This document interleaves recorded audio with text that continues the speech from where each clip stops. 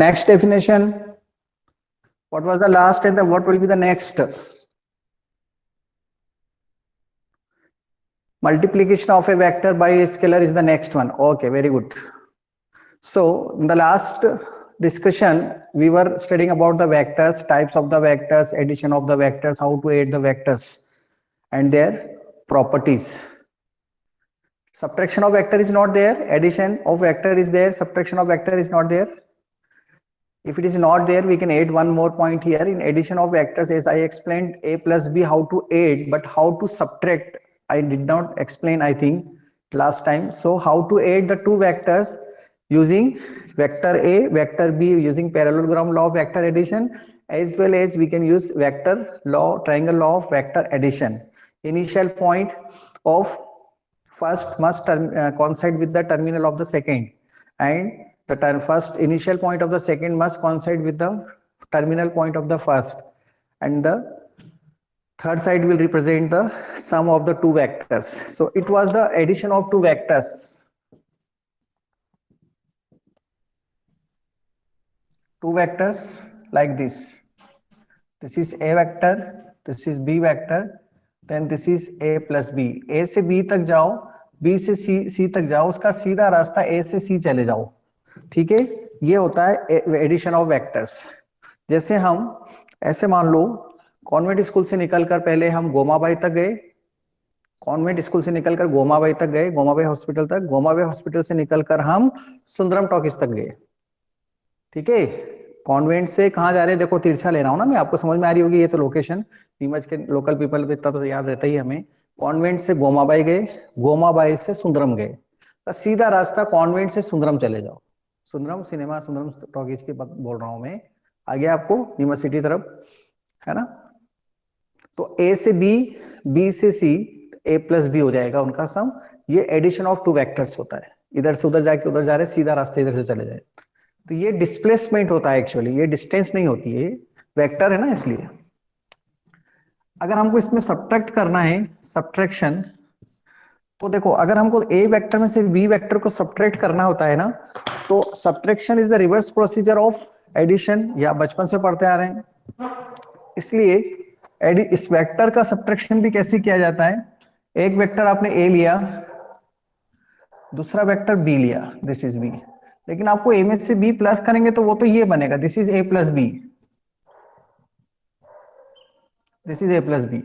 लेकिन मुझे बी को माइनस करना है, तो क्या करना होगा, ए में से बी को माइनस करने के लिए इसको इक्वल और अपोजिट, मतलब नेगेटिव वेक्टर का कंसेप्ट यूज करूंगा मैं. उतना ही डिस्टेंस पर, उतनी ही मैग्नीट्यूड का, जितना इसका मैग्नीट्यूड बी से सी है, उतना ही मैग्नीट्यूड का बी डी वेक्टर बना लूंगा. बी डी और B C equal in magnitude but opposite in direction. तो ये जो डायरेक्शन बनेगी यहां से यहां तक, this is A minus B. यहां से यहां गए, यहां से यहां, इसका सीधा रास्ता यहां से यहां चलेगा, इसमें माइनस यूज हो जाएगा क्योंकि this is minus B vector. Same concept जहां ऊपर यूज हो रहा है वो यहाँ पे भी यूज हो जाएगा. So this is the way to subtract A minus B. So now we have how to add two vectors and how to subtract two vectors. ये दो चीजें हमने सीख ली हैं. इससे पहले हम वेक्टर्स को रिप्रेजेंट कर रहे थे, वेक्टर्स के टाइप्स पढ़े थे, वेक्टर्स क्या होते हैं, वेक्टर्स की इक्वलिटी क्या होती है, ये पढ़ा हमने. अब हमने यहाँ पे वेक्टर्स को ज्योमेट्रिकली प्लस माइनस कैसे करते हैं ये सीखा, लेकिन ये हमारे लिए ज्यादा हेल्पफुल होगा कुछ क्वेश्चन में, लेकिन इसको हम इग्नोर भी नहीं कर सकते. और इससे ज्यादा अच्छा हमारे पास एक एल्जेब्रिक वे आएगा, how to add vectors and how to subtract the vectors in terms of components. लेकिन उसमें कुछ और चीजों की जरूरत और पड़ेगी, वहां से हमारी स्ट्रॉन्ग एल्जेब्रा स्टार्ट हो जाएगी वेक्टर की, जिससे हमें थोड़ा इंटरेस्ट डेवलप हो जाता है चैप्टर के अंदर. शुरुआत की ये चीजें थोड़ी सी बोरिंग होती है, बट इनको अवॉइड नहीं कर सकते, इग्नोर नहीं कर सकते, नहीं तो इसके बिना आपको चीजें समझ में नहीं आएगी. फिर बिना कंसेप्ट के पढ़ना मतलब रटना होता है. Addition, subtraction. Next point is point number 8. am I right? Which point? Someone wrote Mark. Point number 8 you told na, am I right? Scalar multiplication vector. Scalar multiplication.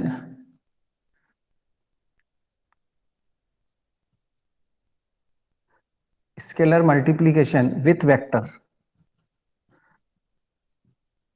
देखो स्केलर मल्टीप्लीकेशन मतलब एक नंबर, scalar is a number, I told you it is magnitude, है ना, only having magnitude no direction. Real numbers की बात हो रही है मतलब.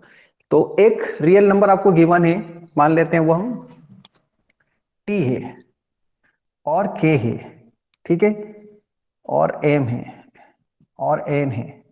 जनरली ये यूज होते हैं स्केलर्स। पहले भी मैंने आपको बताया स्केलर्स को हम रियल नंबर्स को टी के एम और एन से रिप्रेजेंट करते हैं।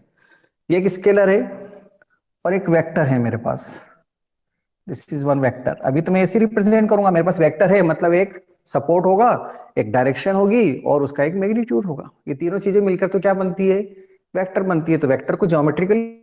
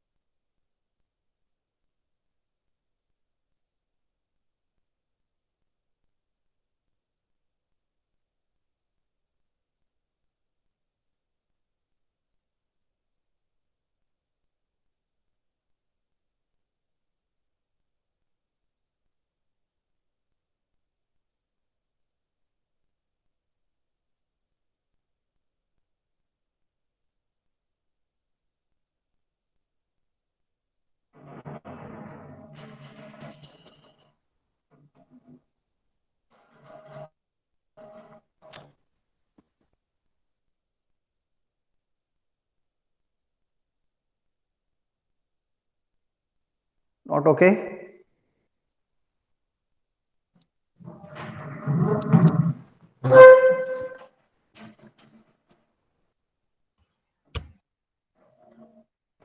हेलो।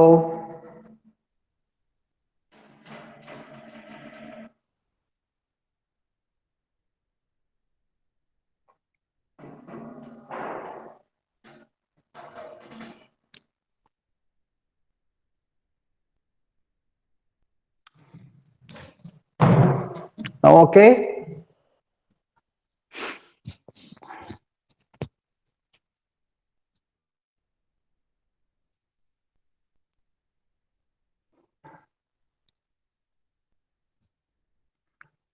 सो जब हम स्केलर का मल्टीप्लिकेशन वेक्टर में करते हैं, नई चीज सीख रहे हैं बिल्कुल पहली बार, तो स्केलर में वेक्टर का मल्टीप्लाई करते हैं तो आंसर वेक्टर आता है। पहली चीज आंसर वेक्टर आता। अब जैसे मैंने बोला आंसर वेक्टर आता, तो आपके माइंड में जो वेक्टर का कंसेप्ट अभी तक मैंने दिया है उससे आपके माइंड में तो क्वेश्चन आएगा सर उसका मैग्नीट्यूड कितना और उसकी डायरेक्शन क्या, क्योंकि वेक्टर है तो मैग्नीट्यूड डायरेक्शन होना चाहिए, दो चीजें आपने बोली। तो ठीक है, उसका जवाब ये है कि जिससे आपने मल्टीप्लाई किया उतने ही टाइम्स उसका मैग्नीट्यूड बढ़ जाएगा। पहले ओरिजिनल जो वेक्टर दे रखा था उसका मैग्नीट्यूड तो अपनी जगह है जो है ही, साथ में आपने किसी नंबर का मल्टीप्लाई कर दिया तो उतने टाइम्स बढ़ जाएगा और डायरेक्शन वही होगी जो ओरिजिनल वेक्टर की थी। बस ये ध्यान है, डायरेक्शन वही होगी जो ओरिजिनल वेक्टर की थी पर मैग्नीट्यूड उतने टाइम्स बढ़ जाएगा जिससे मल्टीप्लाई किया है। तो देखो अगर मैं एक छोटा सा एग्जांपल लेता हूं, यहाँ पे एक वेक्टर ए है, ठीक है, और टी इक्वल टू 5 ले लेता हूं, या नहीं 5 तो ज्यादा हो जाएगा, 2 ले लेता हूं। मतलब मैंने 2 का मल्टीप्लाई कर दिया तो एक नया वेक्टर बनेगा उसी डायरेक्शन में, लेकिन उसकी लेंथ इसकी लेंथ से डबल होगी। ये देखो डबल कर दिया मैंने, दिस इज टी ए और 2a वेक्टर। ये 2a वेक्टर हो गया, सेम डायरेक्शन बट उसका मैग्नीट्यूड इसका डबल हो जाएगा, टी ए वेक्टर। अगर मान लो मैं टी इक्वल टू 1/2 ले लेता हूं तो ये इसका हाफ हो जाएगा, इतना सा रह जाएगा, this is 1/2, sorry 1/2a, same direction, इसका हाफ हो गया, छोटा हो गया, इसका आधा हो गया है। मान लो मैं टी ले लेता हूं -2, तो ये इक्वल इसके इसका डबल तो होगा ही, लेकिन उसकी डायरेक्शन अपोजिट हो जाएगी, इधर डायरेक्शन आ जाएगी, इक्वल टू -2, इसका डबल। बट माइनस लिखने से क्या हुआ है, देखो डायरेक्शन अपोजिट कर दी है मैंने। आगे बात समझ में। सो स्केलर विथ, ध्यान देना, देखो आगे आपको डॉट प्रोडक्ट और क्रॉस प्रोडक्ट पढ़ने हैं, है ना, और स्टूडेंट यहीं पर इन चीजों को, छोटी छोटी चीजों को समझता नहीं तो उसको प्रॉब्लम आती है, पक्का आती है प्रॉब्लम।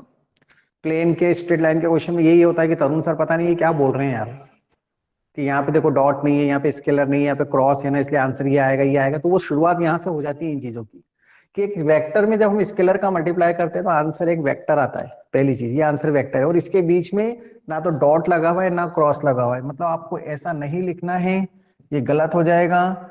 ऐसा नहीं लिखना है, ये गलत हो जाएगा। ऐसा नहीं लिखना है, ये सब गलत है। नो मीनिंग, ऐसे कुछ नहीं होता है ना,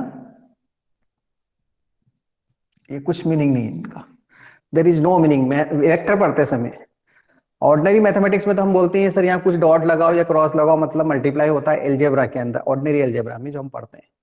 लेकिन यहाँ वेक्टर के अंदर इनका कोई मीनिंग नहीं है, ये मीनिंगलेस चीज है। जब वेक्टर पढ़ते समय अगर आप ऐसा साइन लगा देते हो फिर आप डिस्कस करोगे तो कोई टीचर नंबर नहीं देता उससे। जो कंसेप्ट है ही नहीं वो लिख रहे हो, बोले सर क्या बात क्या मान लो सर भावनाओं को समझ लो, तो ऐसी भावनाएं नहीं समझी जाती। हमारी भावनाएं अभी समझो ना, हम जब समझा रहे थे तब तो तुम आलू का पराठा खा रहे हो बैठकर, तो फिर हम क्या करें? अभी ऑनलाइन क्लासेस का यही यूज हो रहा है। कोई बैठकर अभी बोले सर नाश्ते का टाइम चल रहा है और आपने क्लास रख दी, तो हम क्या करें? हम तो अपना नाश्ता करेंगे। तो फिर करो नाश्ता, बाद में हम नाश्ता करते हैं। नंबर जो है वो दे दिए, फिर बात भी नहीं करते। Take the screenshot.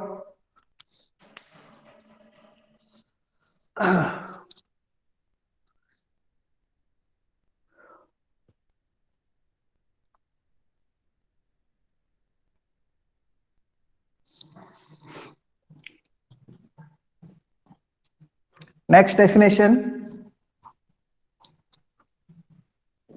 Next definition Juhi.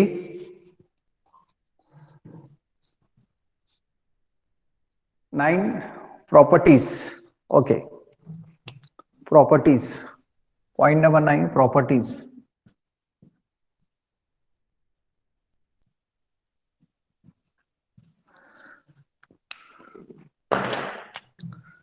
Properties of scalar multiplication. ठीक है, प्रॉपर्टीज ऑफ स्केलर मल्टीप्लीकेशन मतलब ये है m इंटू एन के साथ में a का मल्टीप्लाई करो आप, फर्स्ट प्रॉपर्टी। आप इसको एम ए लिख सकते हो, आप इसको एन एम ए लिख सकते हो, आप इसको एन एम एन ए लिख सकते हो। मतलब स्केलर की बहुत बुरी स्थिति होती है, मैं ऐसे याद रखता हूँ जिसको कि स्केलर को आप इधर उधर कहीं पे भी एडजस्ट कर दो, कहीं भी कोई बुरा नहीं मानेगा स्केलर किसी में भी ना। पहले मल्टीप्लाई करके फिर एन का मल्टीप्लाई, जैसे 2 इंटू 3 है तो 6 लिख दो डायरेक्ट, या 2 का मल्टीप्लाई करके फिर 3 का मल्टीप्लाई करो, 3 का मल्टीप्लाई करके फिर 2 का मल्टीप्लाई करो, कोई फर्क नहीं पड़ता। m plus N into A है तो आप M A plus N A लिख सकते हैं, क्योंकि वेक्टर में पढ़ रहे हैं। सर आप क्या बता रहे हो, हम तो वैसे ही लिख देते, हमको तो विरासत में मिली हुई ये चीजें, we already know all this. आपको पता नहीं है, आप अपने नॉलेज का यूज कर रहे हो, बाई चांस सही हो रहा हो। और ऐसे में बहुत सारी गलतियां कभी कभी हो जाती है जो आपको आगे जाके मैं बताऊंगा। तो बाई चांस सही हो रहा है, आपको पता थोड़ी था ये कंसेप्ट है कि ऐसा कर सकते हैं वेक्टर के अंदर। आप अपना कौन सा नॉलेज यूज करते हैं इसके अंदर? बेसिक एल्जेब्रा का नॉलेज यूज करते हैं।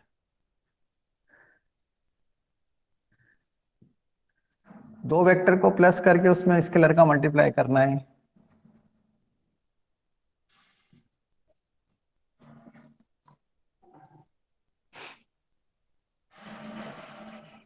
तो मैंने इसमें ये 5 प्रॉपर्टी लिख दी, प्लस माइनस का भी यूज कर दिया, m इंटू एन का मल्टीप्लाई कर सकते हैं। तो ऐसे हम कर सकते हैं स्केलर मल्टीप्लीकेशन के साथ वेक्टर का। Point number 10, next point. What is next point? Mark position vectors, very important.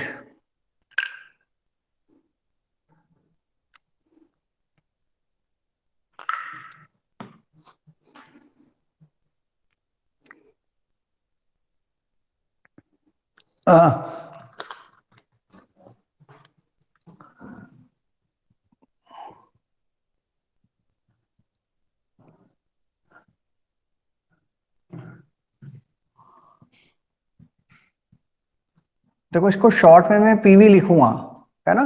Through out this chapter 10 and 11, दोनों चैप्टर में इसको शॉर्ट में मैं पीवी लिखूंगा। It is not universal, okay, universal नहीं है ये, अपने बीच अपन ने लिख लिया है। बार बार पोजीशन वेक्टर लिखना है इतना बड़ा, तो पीवी लिखना है। बट आप एग्जाम के अंदर पोजीशन वेक्टर लिख सकते हैं और पीवी भी लिख देते हैं, तो ये अंडरस्टूड होता है, टीचर्स समझ जाते हैं।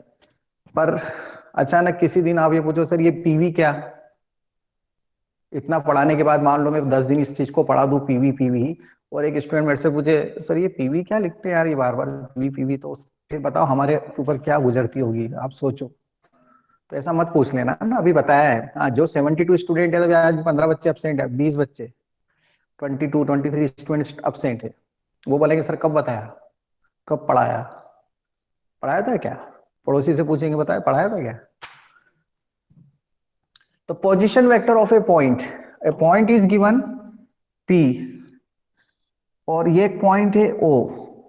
क्या होता है पोजीशन वेक्टर? एक पॉइंट O जिसे हम बोलते हैं पॉइंट ऑफ रेफरेंस, इसके रिस्पेक्ट में किसी दूसरे पॉइंट की पोजीशन बताना हो, जैसे हम बताते हैं ना क्लास के अंदर पोजीशन तुम्हारी क्या है, उसके रिस्पेक्ट में होती है वो, सबसे टॉपर के नंबर कितने, टॉपर्स की पोजीशन क्या है। ऐसे वेक्टर के अंदर भी हमें किसी की पोजीशन बताने के लिए कुछ पॉइंट ऑफ रेफरेंस तो लेना पड़ेगा ना, इसके रिस्पेक्ट में। कोई भी चीज का स्टैंडर्ड वगैरह बता दे कि नीट इंडिया चल रहा है ना, ठीक है, श्रेष्ठ इंडिया, नीट इंडिया, श्रेष्ठ भारत, स्वच्छ भारत, तो किसी न किसी के रिस्पेक्ट में क्या, उसके रिस्पेक्ट में उस वाली सिटी की पोजीशन ज्यादा अच्छी थी इसलिए उसको हमने स्वच्छ भारत दिया, उसके वहां की उसकी पोजीशन ज्यादा अच्छी थी। तो पोजीशन जब भी बताई जाएगी किसी के रिस्पेक्ट में बताई जाएगी, तो यहाँ हम पॉइंट की पोजीशन बता रहे हैं किसी दूसरे पॉइंट के रिस्पेक्ट में, तो उसके लिए हम क्या करते हैं, उस पॉइंट से उसको ज्वाइन करते हैं, पहले एक लाइन सेगमेंट बनाते हैं और डायरेक्शन देंगे जिस पॉइंट की पोजीशन बता रहे हैं उसकी तरफ, मतलब एरो हेड किस तरफ आएगा, O से लेकर P तक, इसलिए OP जो बनेगा इसको हम R से डिनोट करते हैं, स्मॉल r वेक्टर से जनरली, और इससे बोलते हैं हम पोजीशन वेक्टर ऑफ P। ये वही चीज है जैसे हम किसी पॉइंट के कोऑर्डिनेट्स लिखते हैं O के रिस्पेक्ट में x, y। देखो अच्छा लगा ना, x, y पॉइंट की पोजीशन, ये ज्यादा अच्छा लग रहा होगा आपको। अच्छा ये भी लगेगा जब ये कोऑर्डिनेट्स और ये दोनों मिल जाएंगे, और तभी इसकी अलजेब्रा शुरू हो जाएगी, और फिर वो अलजेब्रा शुरू हुई नहीं कि मजा आता पढ़ने में फिर वेक्टर, अगर बेसिक ये समझ में आया तो। कंडीशन तो है ना यार, ये कंडीशन अगर आपको नहीं समझाई, पोजीशन वेक्टर और कोऑर्डिनेट्स को मिलाकर मैं वेक्टर की अलजेब्रा बनाऊंगा, अब पोजीशन वेक्टर तो समझना जरूरी है ना। तो इसको हम आर से बताएंगे, जनरल पॉइंट होता है। जैसे हम जनरल पॉइंट क्या लेते थे, अगर आपको पता, लोकस, 11th क्लास में लोकल क्लास में लोकस पढ़ाया था, है ना, एक पॉइंट है कहीं पे भी मूव कर रहा है, स्पेस में तो नहीं पढ़ाया, वो स्पेस में इस साल पढ़ेंगे, पिछले साल वो पॉइंट प्लेन पे मूव होता था, जैसे मैं अपने आप को P मानता था कि मैं फ्लोर पे कहीं पर भी जा सकता हूँ क्लास के अंदर, बाकी दूसरे सभी पॉइंट्स फिक्स्ड पॉइंट है, सभी स्टूडेंट की पोजीशन फिक्स है ना। फिर ऐसे बताया था, मान लो यहाँ इस बोर्ड पर एक चीटी है, एंट है, उसको अपने इंक में डुबो के चला दिया, बोले चलो, तो उसके चलने से एक रास्ता बन जाएगा, लोकस पॉइंट P। मान लो ये बोर्ड है, इस बोर्ड के पीछे एक छिपकली है, ठीक है, वो छिपकली बाहर आएगी तो उधर जाएगी तो बच्चों का ध्यान जाएगा, तो उसके जाने से एक रास्ता बनेगा, वो एक लोकस है। तो वो जनरल पॉइंट होता था।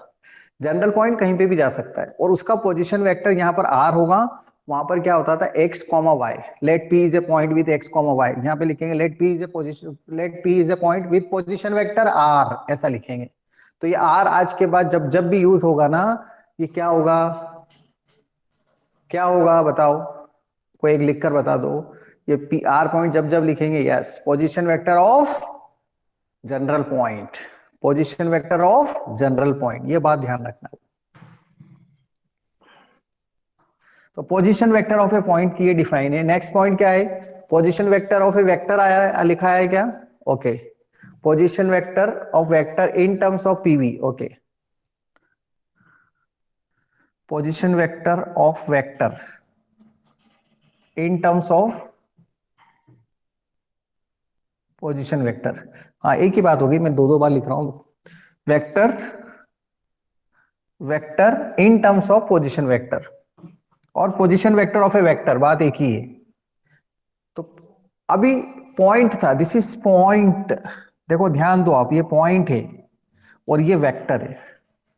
अब आपको एक वेक्टर गिवन है, देखो this is the one vector, suppose this is A B is a vector, if I am saying A B is a vector, okay, A B is a vector, I am saying A B is a vector, तो A क्या होता है, capital A. कभी भी ऐसा मत बोलना let A B is a vector, ये अन्याय हो गया मैथ्स के साथ में, नो मीनिंग, ठीक है, कभी ऐसा नहीं लिखना। A B is a vector लिखते हैं, this is A and B are two vectors, वो एक अलग चीज है।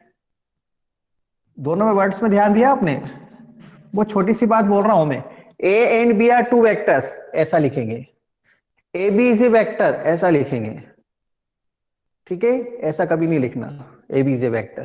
कैपिटल ए कैपिटल बी तो फिर भी लिखे जा सकते हैं वेक्टर के साइन के साथ में स्पेशल सिचुएशंस के अंदर, ऐसा कहीं कहीं मिल सकता है आपको, ऐसा लिखा हुआ मिल सकता है बट यूज नहीं होता, बट फिर भी हम इसको नहीं कहेंगे कि ये कभी नहीं होता, तो मैं लिख नहीं रहा हूं उसको। ओके, अभी मुझे ये बताना है कि ए भी एक वेक्टर है, ये इसका इनिशियल पॉइंट है और ये टर्मिनल पॉइंट है, ये पूछ रहा था मैं आपसे। तो A and B are initial and terminal point. अगर मैं इसका पोजीशन वेक्टर ए वेक्टर ले लेता हूं, अभी पढ़ाया मैंने, पी का पोजीशन वेक्टर होता है तो ए का भी तो होगा ना। अब ये किसके रिस्पेक्ट में, ओ के रिस्पेक्ट में, ओ कहीं पे भी ले लें। देखो इन जनरल ये ओ पॉइंट बार बार क्वेश्चंस के अंदर सॉल्व करते समय हम नहीं बताएंगे, जब जब हम पोजीशन वेक्टर लिख रहे हैं अंडरस्टूड है, जब तक स्पेसिफाई नहीं किया विथ रिस्पेक्ट टू ओ, तो वो अपनी फैमिली में, मतलब मैथ्स की जो फैमिली है, जो अपना एक डोमेन है उसके अंदर ही अंडरस्टूड है। तो ओ के रिस्पेक्ट में ए की पोजीशन वेक्टर है ए वेक्टर, ठीक है। और बी एक पॉइंट है जिसका पोजीशन वेक्टर है B vector, O B vector. O A vector है, ओ बी बी वेक्टर है। मुझे ए बी वेक्टर फाइंड करना और उसमें आंसर में स्मॉल ए और स्मॉल बी वेक्टर चाहिए, ये मतलब one in terms of PV. तो मैं ट्राइंगल ऑफ वेक्टराइजेशन लगाता हूं, in triangle O A B, in triangle O A B, triangle law of vector addition, मैंने आपको कल बता दिया था, शॉर्ट फॉर्म अपने लिए है ना टलवा, triangle law of vector addition. O से ए जाओ, यही कॉन्वेंट स्कूल से निकलकर कहा जा रहे हैं गोमाबाई तक, गोमाबाई से निकलकर जा रहे हैं सुंदरम तक, तो सीधा रास्ता है कॉन्वेंट से सुंदरम चले जाओ, ऐसे ही बताया था। ओ से ए से B equal to O B. O A को मैं क्या लिख सकता हूं, अभी बताया, ये ओ ए को ब्रैकेट में लिखा है, ये पोजीशन वेक्टर है, जैसे अपन ब्रैकेट में कोऑर्डिनेट्स लिखते हैं एक्स कॉमा वाई, ऐसे ये पोजीशन वेक्टर भी लिखा जाएगा, यहाँ पर बी वेक्टर है। तो ओ ए मतलब ए बी तो नहीं मालूम हमें, और ओ बी मतलब बी, तो ये जो ए बी वेक्टर आएगा वो क्या आ जाएगा, बी माइनस ए आ जाएगा, A B vector equal to B A. Therefore A B vector equal to position vector of terminal point minus position vector of initial point, terminal minus initial, इसको हम ऐसे लिखते हैं T minus I, terminal minus initial. अगर मान लो मैंने P Q लिखा है तो क्या लिखूंगा, O Q minus O P, T मतलब टर्मिनल, ये टी इसका लिखा है यहाँ पर, और आई मतलब initial, O Q minus OP. अगर मान लो मैंने सी डी लिखा है तो बताओ क्या लिखेंगे इसे हम, सी डी वेक्टर को ओ डी माइनस ओ सी, ये मतलब है। प्लीज टेक द स्क्रीनशॉट, कोई डाउट है तो you can discuss.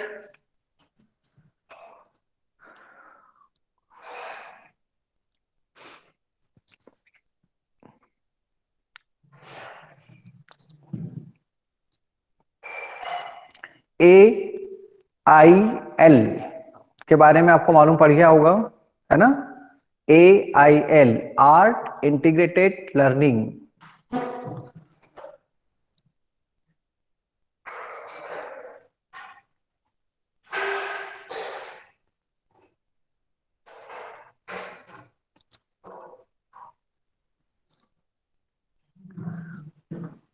Okay, art integrated learning जो हमें करना है, जिसके अंदर हम कुछ वर्क करेंगे, प्रोजेक्ट करेंगे, कुछ लर्निंग करेंगे, मतलब हमारी इस मैथमेटिक्स को हम किसके हेल्प से, आर्ट की हेल्प से पढ़ने की कोशिश करेंगे।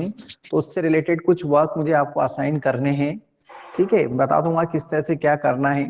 लेकिन उससे पहले आपको साइंस सेक्शंस को अपने 5-5 स्टूडेंट का एक ग्रुप बनाना है, 5-5 बॉयज गर्ल्स अलग अलग ग्रुप बना लेंगे, और ऐसे ही किस में बना लेंगे ग्रुप, कॉमर्स मैथ्स के स्टूडेंट बॉयज का और गर्ल्स के 5-5 स्टूडेंट के ग्रुप बना लेते हैं, ठीक है। तो लास्ट में जैसे भी जो बचते हैं तो 2 या 3 के, तो उनका एक ग्रुप 2-3 का बन जाएगा।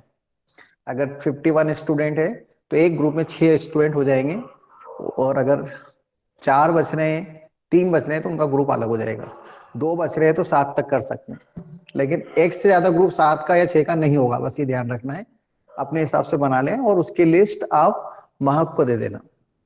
महक को बता देना, वो मुझे फॉरवर्ड कर देगी। ठीक है महक, ये आपको बता देंगे कि हमारा ये ग्रुप है, ये स्टूडेंट्स का। फिर मैं वो एक्सप्लेन करूंगा आपको क्या किसको क्या करना है ग्रुप वाइज।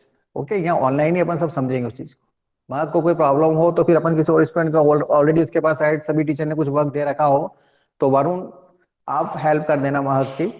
वरुण और महक, अगर महक के पास बर्डन हो तो मना नहीं कर पा रही हो तो वरुण प्लीज आप हेल्प करना। ठीक है,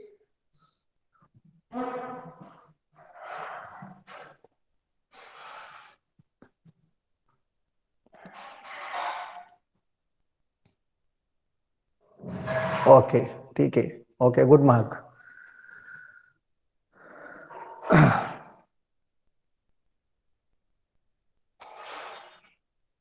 ये तो साइंस के अंदर हुए हैं, और कॉमर्स में हेलो, कॉमर्स में विभूति और अनिमेश, ठीक है, वो ग्रुप बना के मुझे बता देंगे। उनके पास ग्रुप की इंफॉर्मेशन भेज देना, विभूति के पास गर्ल्स की और बॉयज के पास में बॉयज की, अनिमेश के पास में ऐसे साइंस के, वरुण के पास में बॉयज के और गर्ल्स के महक के पास में। 4 स्टूडेंट हो गए अपने पास।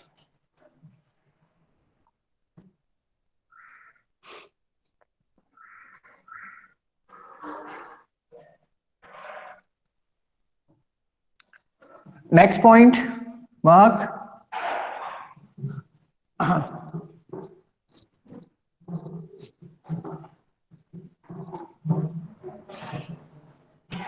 Next point section formula. Okay, अभी देखो थोड़ी थोड़ी एल्जेब्रा आना शुरू हुई। Section formula, don't say sir we don't know mid point, section formula, centroid सब एक साथ आ जाएगा ये कि सर ये क्या होता है ना, क्योंकि सेक्शन फॉर्मूला आप बहुत अच्छी तरह से पढ़ते आ रहे हैं 10th क्लास से।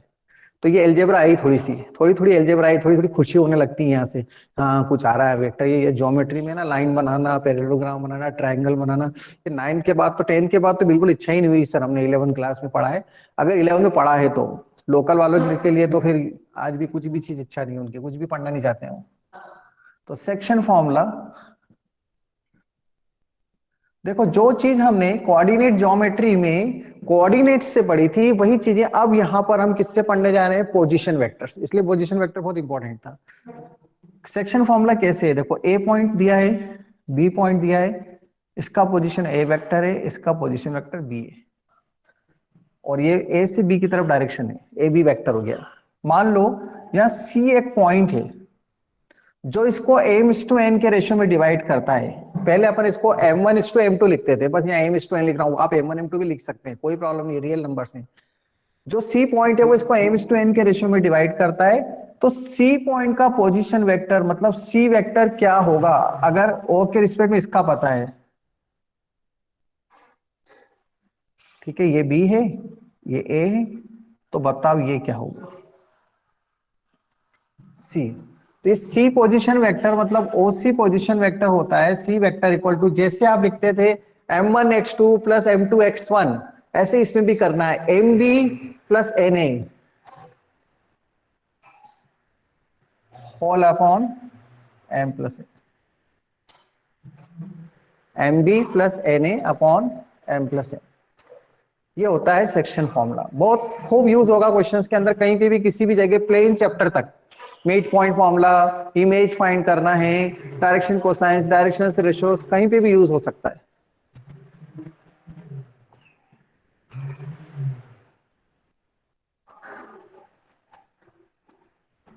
Mid point, C vector equal to, अगर सी मिड पॉइंट है तो a प्लस बी बाई 2 हो जाएगा, मतलब इस कंडीशन में सी मिड पॉइंट हो जाएगा। ये a है, ये b है, इसका पोजीशन वेक्टर a, इसका पोजीशन वेक्टर b, ये मिड पॉइंट है, m इक्वल टू n। जैसे हम लिखते थे x1 प्लस x2 बाई 2, ऐसा हो जाएगा इसमें। Mid point, centroid, centroid triangle का ए बी सी, इसका पोजीशन वेक्टर ए, इसका पोजीशन वेक्टर बी, इसका पोजीशन वेक्टर सी। ओके, ये यहां पर इसकी मीडियन है एडी, ये इसको जी सेंट्रॉइड होता है जो इसको 2:1 के रेशियो में डिवाइड करता है, याद होगा आपको जी। तो जी पॉइंट का पोजीशन वेक्टर मतलब ओजी। ओजी सुनते हो, घर में सुना होगा ये वर्ड, ओजी सुनते हो, याद रखना। OG vector equal to A plus B plus C by 3। वहां क्या लिखते थे 10th क्लास में, 11th क्लास में, किसी को याद है क्या लिखते थे? x1 plus x2 plus x3 by 3, y1 plus y2 plus y3 by 3। यहाँ कोऑर्डिनेट्स की प्लेस पे पोजीशन वेक्टर आ गया है a plus B plus C by 3, ये पोजीशन वेक्टर हो जाएगा। ठीक है, कोई डाउट? नेक्स्ट पॉइंट क्या है? Next point,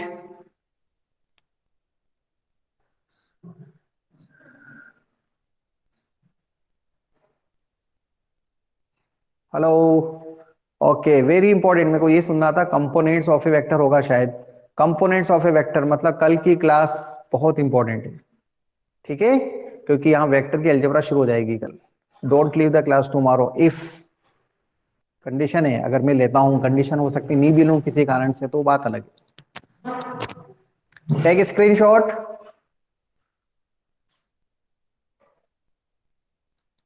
taken, done screenshot.